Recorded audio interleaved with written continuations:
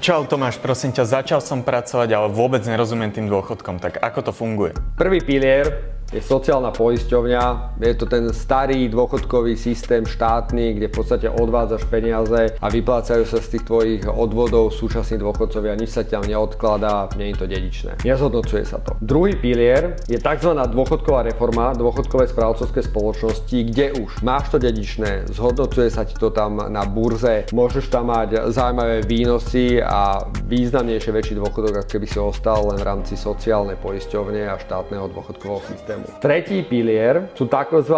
Doplnkové dôchodkové sporiteľne. Je to čokoľvek, čo robíš dobrovoľne. Už to není z tvojich odvodov, už sa to platí navyše z toho, čo ideš zainvestovať, odložiť zo svojho zárobku.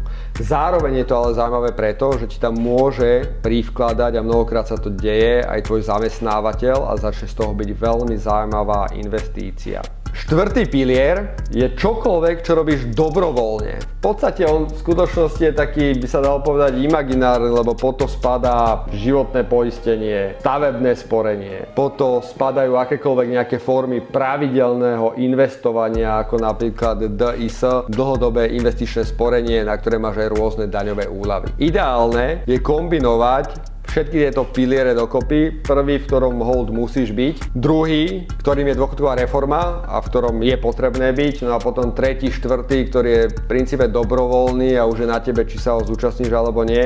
Ale tam sú práve tie percentá navyše a ten zaujímavý dôchodok, lebo to robíš dobrovoľne nad rámec niečoho, čo je nevyhnutné. A nie je to len v podstate odvádzanie peňazí zo svojich odvodov, ktoré tak či tak by si nevidel, ale dávaš niečo navyše.